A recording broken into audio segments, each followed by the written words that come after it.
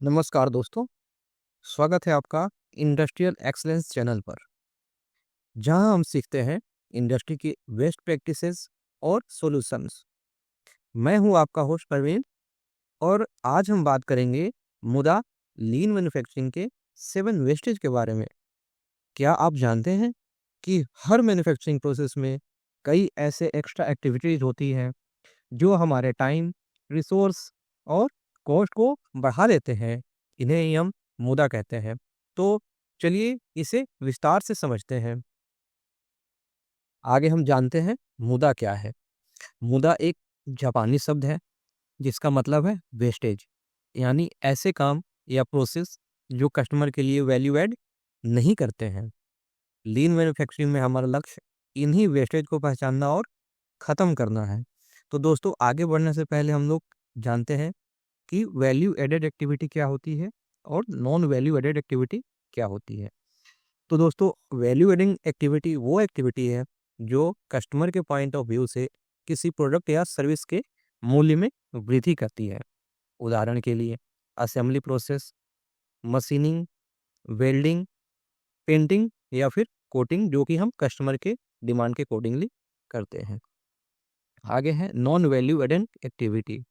Non value adding activity वो activity है जो कस्टमर के पॉइंट ऑफ व्यू से किसी प्रोडक्ट या सर्विस में कोई भी मूल्य में वृद्धि नहीं करते हैं, या फिर दूसरे शब्दों में हम कह सकते हैं नॉन वैल्यू एडिंग एक्टिविटी वो एक्टिविटी है जिसके लिए कस्टमर हमें कोई पेमेंट नहीं करता है।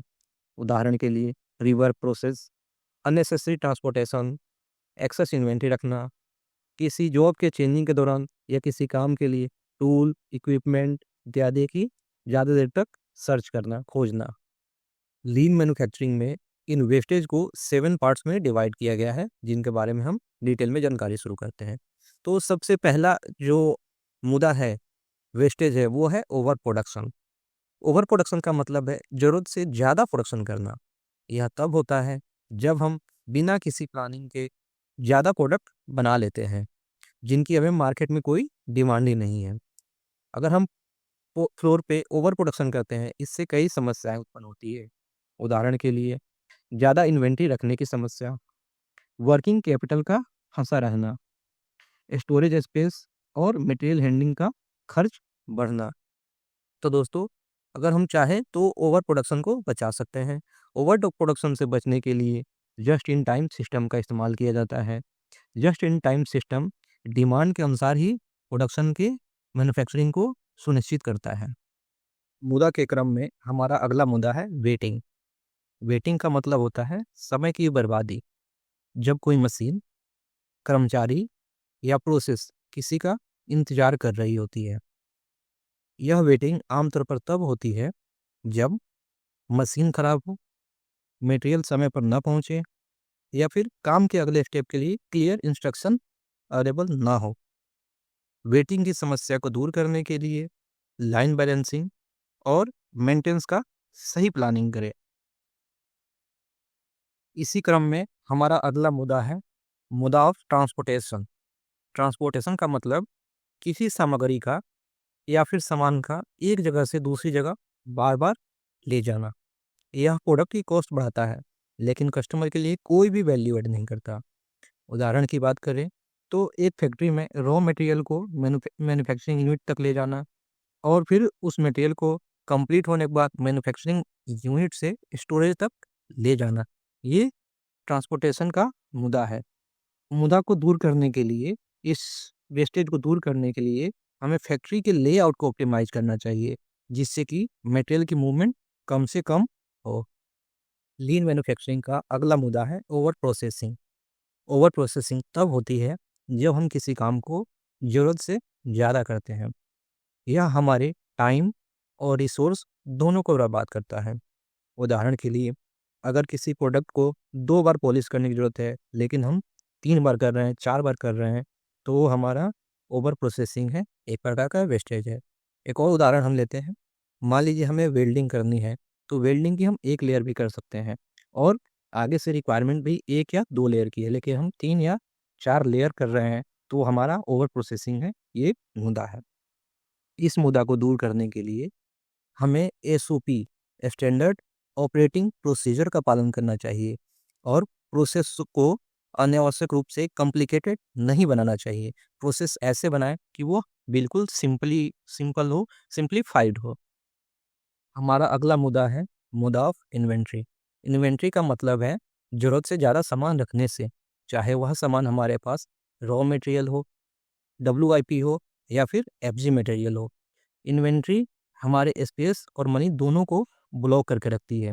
उदाहरण के लिए किसी फैक्ट्री में अगले 6 महीने के लिए रॉ मटेरियल स्टोर करके रख लेना, या फिर दूसरी भाषा में कहें तो हमारे सेफ्टी स्टॉक से ज़्यादा मटेरियल हमारे कंपनी में अवेलेबल होना। इस समस्या को दूर करने के लिए, इन्वेंट्री को कम करने के लिए लीन मैन्युफैक्चरिंग का कानबान का टूल कार्य करता है। कानबान का टूल यह सुनिश्चित करता है कि मटेरियल हमारी कंपनी में सिर्फ ज़रूरत के समय पे आए और ज़रूरत की अनुसार क्वांटिटी में आए। अगला वेस्टेज है मुद्दा ऑफ मोशन। मुद्दा ऑफ मोशन तब होता है जब कर्मचारी या मशीनें अनरिक्वायर्ड रूप से मूवमेंट करती है। यह न सिर्फ समय की बर्बादी बल्कि वर्क फ्लो को भी धीमा कर देता है। उदाहरण के लिए एक ऑपरेटर टूल्स को लेने के लिए वर्क स्टेशन से बार बार उठकर जाता है। इस समस्या को हल करने के लिए 5S मेथोडोलॉजी लागू करें और वर्क स्टेशन को व्यवस्थित करें तथा इस वेस्टेज की पहचान करके वहाँ पे काइजन करें। जैसा कि उदाहरण में आप देख पा रहे होंगे, एक ऑपरेटर इंजन पे असेंबली करने के लिए स्क्रू ड्राइवर उठाता है, असेंबली करता है और फिर स्क्रू ड्राइवर को रखता है। यहाँ काइजन करके स्क्रू ड्राइवर को ऊपर हैंग कर दिया गया है, जिससे कि ऑपरेटर स्क्रू ड्राइवर लेता है, स्क्रू की असेंबली करता है और स्क्रू को ड्राइवर को छोड़ देता है।